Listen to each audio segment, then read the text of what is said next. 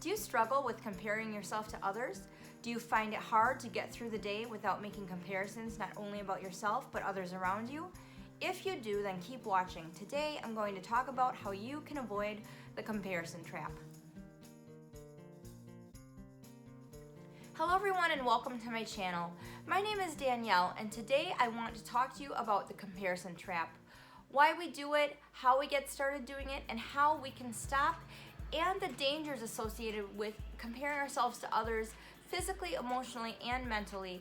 I will be doing a video series coming up where I'll be talking about the power of communication and how to more effectively communicate with people around you on a deeper level by becoming more authentic and more vulnerable. If you don't want to miss that series, and if you like videos that help you become the best version of yourself physically, emotionally, and mentally, then please remember to subscribe to my channel and hit the bell button so you don't miss any future videos. So let's talk about comparison a little bit. Now, the dictionary definition of compare means to note, measure, or estimate the similarity between two things. Let me repeat that back to you. The dictionary definition of compare means to note, estimate, or measure the similarity between two things. Now that's really important, and I'll get into why that is later on in the video. If you look back into your childhood, as I did, I could remember comparing myself to others and being compared to others at a very early age, and I'm sure you probably can too. And if you have kids, you probably see this with them as well. But it is really damaging and it can lead to some very damaging behaviors, and I'm going to talk about what I mean. In an effort to be authentic and vulnerable, which we're going to talk about in future videos, I'm going to tell you a story about myself in relation to when I first remember comparing myself to someone else. And it was in kindergarten. There was a little girl in my kindergarten class who had this beautiful, long, naturally curly hair that she used to wear in pigtails. When I was in kindergarten, my mom used to do my hair in pigtails every day, and it took a lot of time, and she really made an effort to make me feel pretty for kindergarten, which I really appreciate. But every day I really wished I had this little girl's naturally curly hair. I just thought it was so pretty, and I wanted to touch it. I wanted to be near her because I just really wished that I could have her hair and look like her. And as the days wore on, I obsessed about it more and more. I told my mom I wanted to pray for blue eyes and naturally curly hair, and she said, well, that's not possible. That's really not going to happen. But I just really wanted it. Now, this is important because comparison, I believe, is a very close cousin to envy and jealousy. I believe that comparison, envy, and jealousy are very closely related, and they can lead to some really bad emotions, which can then in turn lead to some really bad behaviors. So I started by comparing myself to this little girl when I was like 5 years old, which quickly grew into envy and then grew into jealousy. Envy and jealousy can be pretty blinding. I remember one day I wanted to play with her pigtails, I wanted to touch her hair, and she said no, and she pulled away from me, and I bit her arm. And I bit her arm so hard that I drew blood. It was not good. That was my first experience in really remembering that I was really comparing myself to someone else and really wishing that I had something that I didn't have. And in that case, it was really something I could never acquire, because obviously, as you can see, I'm Asian. I was never gonna have naturally curly hair. That was just never gonna happen. But I think if we look back, comparison is just something that so naturally happens in a society where we are bombarded with messages everywhere, every day, that it's all about us, feeling good, looking good, what we have, what we can acquire, and that really can drive us to points of envy and jealousy, which then in turn can really affect us physically, emotionally, and mentally. So physically speaking, if you really get caught in the comparison trap and it makes you really envious, and that envy turns to jealousy, you can end up having headaches, ulcers, you can end up having sleep issues, you can end up being irritable, you can end up just really having all sorts of physical issues because emotionally you're just torn into pieces or caught up into knots.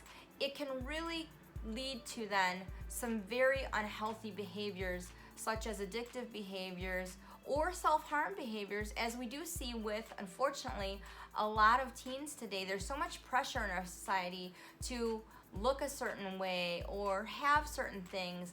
I remember recently my younger son, who's almost 13, said to me, "Mom, why are we so poor?"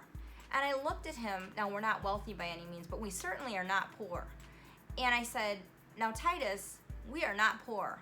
I mean, you are a kid that in your bedroom, you have a 60-inch TV, another monitor, and 2 PS4s so that you can play with your brother. We're certainly not poor. Don't judge me for that. That's just what's going on at the moment. But they do have that in their bedroom. So, we're not poor." But in his mind, he had been talking to another friend that had all these other things that he didn't have and had all this food that we didn't have. And that's not because we're poor. I don't want him eating those things that his friend has. But of course, he's envious. He wants those things. And he's comparing himself to this friend that he has that seemingly has so much more than he has. And there's nothing that's coming out of that comparison but negativity. He's feeling jealous, he's feeling envious. And the other thing that comparison does is it really sucks the joy out of our hearts. Any happiness or joy that we have in our hearts is gone when we start comparing ourselves to others, because we can't be happy with what we have. We can't be happy with who we are. We can't be happy with where we live, what kind of car we drive, what we look like. None of that matters anymore because we are so focused on what we don't have or what we wish we had. I recently heard another YouTuber, as I've mentioned, this is a new venture for me, this YouTube channel. I'm really trying to grow my channel, so I am watching a lot of videos on YouTube about growing my channel and how to effectively do that. And one of the tips that he gave, which I thought was so good, is he said, don't compare your beginning to somebody else's middle or end. That is really important.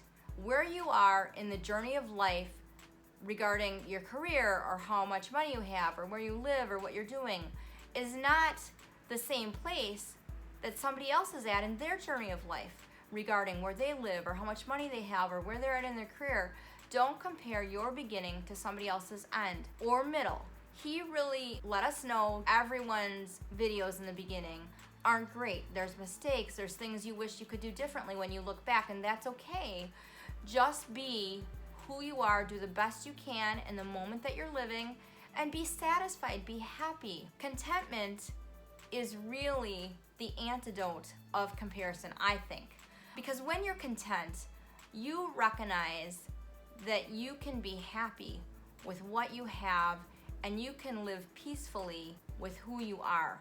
That doesn't mean that you're not striving to be a better version of yourself. That doesn't mean that it's bad to strive to lose weight or strive to make more money or strive to get or have something else that you want. Not at all. That's not bad. But being content just means that you're happy with who you are. You're happy with what you've been given. You can find joy in your current circumstance and be okay with that. And you can be fine with the fact that you are who you are. There's another point I want to make about comparison, and in order to do this, let's go back to the dictionary definition of what it means to compare, which simply is to note, measure, or estimate two similar things. But when you think about ways that you've compared either your situation or yourself to other things or people, you really haven't compared two similar things. Usually you're comparing things that are completely different or usually opposite. Think about it. If you're comparing yourself to someone who's a really good singer because you wish you could sing better, it's not similar. If you're comparing yourself to someone who looks differently than you, maybe they're thinner or maybe they have a different hairstyle or different clothing style, it's not because you're similar, it's because you're different. We usually tend to compare our weaknesses to somebody else's strengths, and if we think about that, that's not really being fair to ourselves, and we can never win in that situation. We can never come out positively and we can never come out on top. That is why comparison is really so unhealthy and why it doesn't do us any good.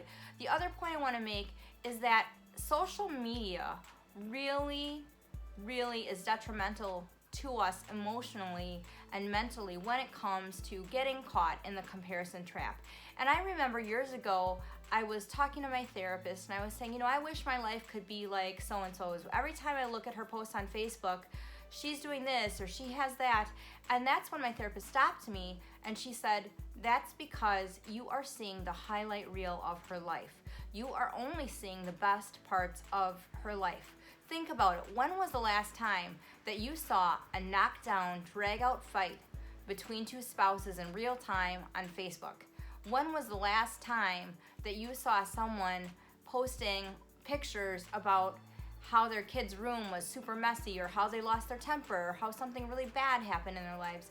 When we are looking at social media, we are looking at other people's absolute highlights in their lives, the best times in their lives, and we're comparing that to some of our mediocre or worst times in our lives. And again, that's not a fair comparison. That's not really comparing. That's really just negative thinking, and that's not setting us up for emotional or mental success. So we really need to consider that, and maybe what you need to do, if that's really happening to you and you find that that's really a detriment to you in regards to being caught in that comparison trap, maybe you need to take a break from social media. Maybe you need to really take stock in what you're good at. Take stock in who you are that you're proud of. Take stock in what you have that you enjoy, so that you can start to really grow and build that contentment in your life, so that you can start to develop some strategies in your personal life so that you don't compare yourself to others so much. I think we really need to remember to be kind to ourselves and give ourselves a break and love ourselves the way we love others around us. If we just did that, then we wouldn't compare ourselves so much to other people, and we'd recognize that we have personal value, we have worth, and we have some amazing, wonderful things in our life that we can be content about. I hope this video was helpful. I hope you found some tips in this video that you're going to take away and use in your personal everyday life. Let me know in the comments below what things you're going to do to stop comparing yourself to others. If there's other tips that you have that you use to avoid the comparison trap, let me know in the comments below. As always, thank you so much for watching, and remember to make your everyday ordinary life extraordinary. The definition of compare means to note, estimate, or measure. Do I say measure weird? My family teases me because they think I say the word measure weird, and I say it a lot at work. What's the right way to say measure? Is it measure? Measure. Let me know in the comments below. If I compared my bedroom to other people's bedrooms right now, I would be so sad. I'm still cleaning my bedroom. If you watch my other videos, I'm still cleaning my bedroom.